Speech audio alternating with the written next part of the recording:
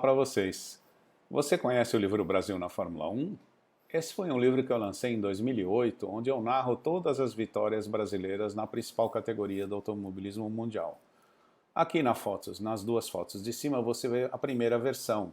E você pode observar na contracapa a Ferrari do Rubens Barrichello e um texto onde ele assina e diz que o livro é uma importante obra por reconhecimento e divulgação das grandes conquistas brasileiras na categoria. Abaixo você vê a versão de 2011, atualizada. Esta versão, embora seja de 2011, ela tem todas as vitórias brasileiras, porque infelizmente desde 2009 que a gente não vence na categoria. Nos próximos slides eu vou contar mais sobre o livro e o que você pode encontrar dentro desta obra. Bom, como eu falei, esse aqui é a versão de 2008, né? E aqui está a contracapa, assinada pelo Rubens Barrichello. E um detalhe que eu tenho muito orgulho, né? Porque aqui está o livro assinado pelo Emerson Fittipaldi, quando eu tive o prazer de encontrá-lo lá na antiga sede da Fittipaldi, né, perto da Avenida Rebouças, né? Bom, essa é a versão então de 2011, que é a versão atual, ainda à venda, né? Mudou um pouco, aqui a contracapa, ainda com o texto do Barrichello, uma foto dele com a Williams e com o capacete em homenagem ao Ayrton Senna. E como eu disse, o livro ele está dividido em capítulos por vitórias brasileiras, né? Então você tem aqui um texto sobre o Emerson Fittipaldi, onde eu vou narrar as 14 vitórias do Emerson, inclusive aquelas que foram quase vitórias, né? Porque, infelizmente, algumas provas, né, estiveram muito próximos da vitória, como aqui no Brasil, em 78, né? Aquele segundo lugar no Rio, incrível, com o Cooper Sucker F5A. Né? Aqui o capítulo do José Carlos Passe, ele teve uma vitória aqui no Brasil em 75, onde o Emerson foi segundo, né? Mas teve uma vitória que escapou pelas mãos ali, né, na Argentina 77, infelizmente o Brabham Alfa Romeo, né, estava na frente, mas uma gripe que ele tinha acabou causando uma desidratação muito forte, estava muito calor na Argentina, né, o Grande Prêmio naquela época era disputado na Argentina e no Brasil em pleno verão, em janeiro, a temperatura muito alta, né. Depois você tem um capítulo sobre o Nelson Piquet, as 23 vitórias que eu, na verdade, chamo de as 25, né? Porque ele teve praticamente duas vitórias. Uma delas chegou a ser vitória, mas não valeu, né? Que foi aquela do Rio e aquela da França em 81, que ele, na verdade, estava vencendo a corrida, mas fizeram ali uma pequena francesada, interromperam a prova por um problema, né? Começou a chover e tal, aí parou e permitiram troca de pneu, que na verdade no regulamento não estava previsto isso e o Prost acabou ganhando aquela corrida. Depois você tem um capítulo sobre o Ayrton Senna, onde eu vou descrever as 41 vitórias dele, né? E também tem esse detalhe, né, do fato de que o Senna também tem vitórias que deveriam ter acontecido e não aconteceram, né? Por exemplo, a queda de Suzuka no Japão, né, que ele vence a corrida e de maneira absurda o Balestre força o diretor de prova a desclassificar o Ayrton, né? Aquela vitória de Mônaco em 84 também não aconteceu, né? Estava na frente e teria vencido. E o Grande Prêmio do Brasil em 88, que também, né, deveria ter sido a vitória dele, né? Depois eu vou falar então sobre o Rubens Barrichello, né? E descrever as 11 vitórias do Rubinho, que também vai acontecer a mesma coisa, né? Ele também tem duas vitórias, né? Ele tem duas vitórias, uma delas em Zandvoort, todo mundo lembra, né? Em 2002, né? A Ferrari mandou ele dar a posição para o Schumacher. E aquela vitória em 2009, vitória que não houve, né? Em 2009 de Bar, quando a Bar troca a estratégia do Jenson Button para entregar a vitória para o Jenson Button. Eles alegaram que não, estamos trocando porque o Button estava ameaçado pelo Rosberg e aí ele poderia perder o segundo lugar.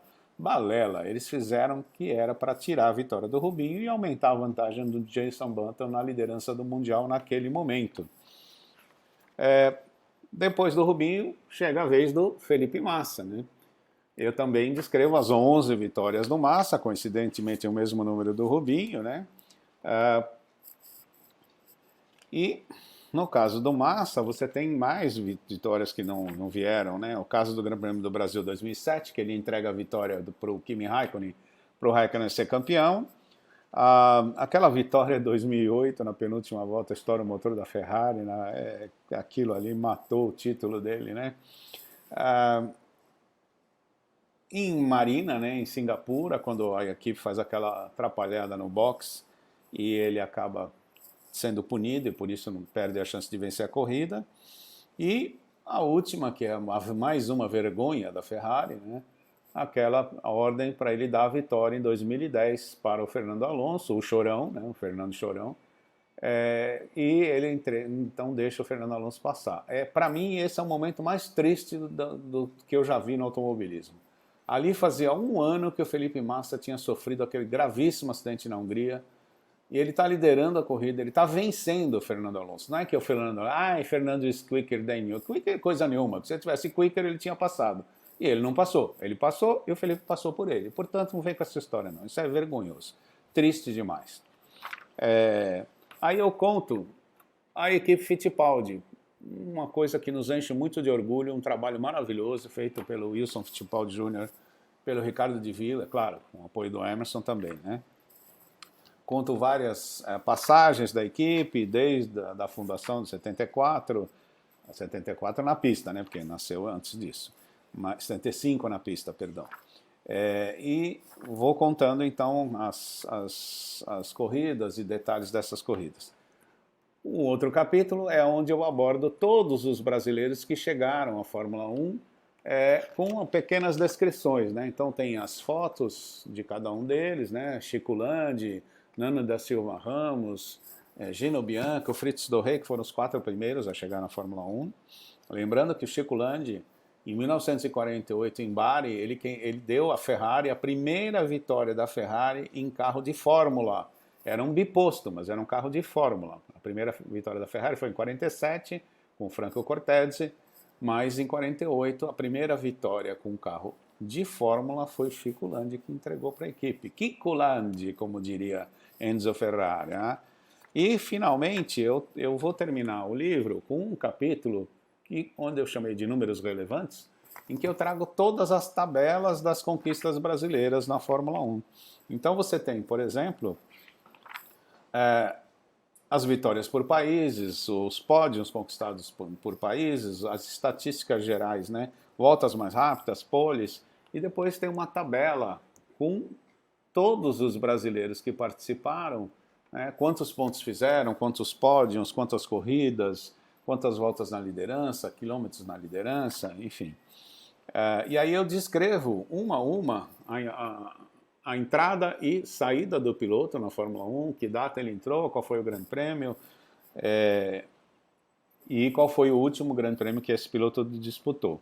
E depois tem uma tabela com todas as outras vitórias brasileiras, as outras não, todas as 101 vitórias brasileiras, então quem foi que venceu, qual era o número da vitória do piloto, né, o país que ele venceu, a pista, o número do grande prêmio, né, e finalmente você vai encontrar também uma bibliografia ou uma fonte de consulta, uma série de livros que eu utilizei para escrever este livro aqui. Claro que muitas dessas vitórias que eu narro no livro, eu narro porque ou eu estava em Interlagos e assisti a corrida pessoalmente, ou porque a gente assistiu pela televisão, ou ainda foram livros que você tem a oportunidade de comprar. Enfim, livros na maioria das vezes são livros importados, já que no Brasil você praticamente não tem nenhum livro que trate em detalhes das vitórias brasileiras na categoria.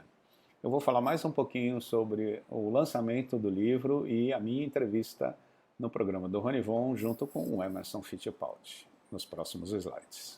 Bom, aqui você me vê no lançamento do livro, eu estou com o livro na mão e estou sentado simplesmente no Fittipaldi FD04, né? Um dos momentos mais emocionantes que eu tive, porque esse carro foi reconstruído pela Dana né, com o intuito de não só garantir, né, que a história do Brasil tivesse esse carro, no que hoje é chamado Museu Fittipaldi, está lá o carro, mas também para homenagear os irmãos Fittipaldi e o Ricardo de Villa pela iniciativa fantástica que eles tiveram, né?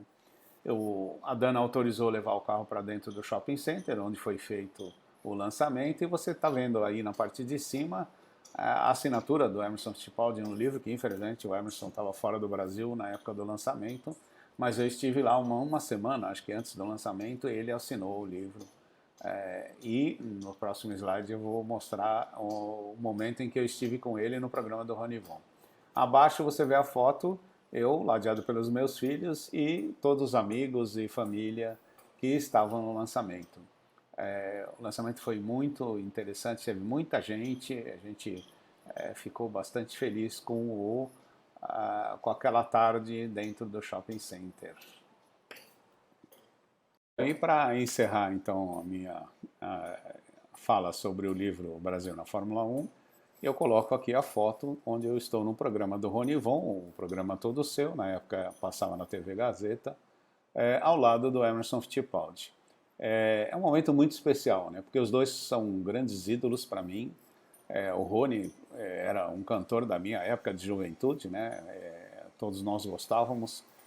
Mas além disso, ele é um exemplo de vida, né? Uma pessoa que teve um problema de saúde muito grave e que conseguiu superar. E o cara parece estar conservado em algum tipo de material especial, né? Porque tem mais de 70 anos e ele parece o mesmo rapaz que ele era quando ele cantava, né? Muito simpático, extremamente educado, aliás, característica também do Emerson Fittipaldi, né? O Emerson é de uma finesse, de uma simpatia que realmente envolve a todo mundo que tem a oportunidade de estar ao lado dele. E nessa entrevista tem um momento onde ele fala do livro, né? Porque antes de iniciar o programa eu tive a oportunidade de conversar com ele e ele estava com o assessor de marketing dele, se não me engano chamava Marcos, né? Faz muitos anos, né? E ele, com o livro na mão, ele começa a folhear o livro e tal, né? E aí ele começa a ler uma série de trechos sobre a carreira dele. E aí ele fala para o assessor, poxa vida, nós precisamos ter mais deste livro lá conosco, né? E aí no programa, na hora que a gente está conversando com o Rony Von, ele fala, Rony, eu peguei o livro do Alexandre e quando eu começo a ler, é daqueles livros que você começa a ler e não quer parar mais, né? Você imagina, eu, gorducho, o meu ídolo fala isso, e eu fiquei mais inchado ainda, né? Realmente foi um momento muito especial a gente receber uma informação dessa de um ídolo que a gente tem. O livro ainda está à venda, né, como eu disse, você pode encontrá-lo nas livrarias ou fazer contato comigo aqui pelo YouTube ou no Instagram, Alex Vasco F1, lá no Instagram. Aqui você tem um e-mail de contato dentro do próprio YouTube. Tchau, tchau.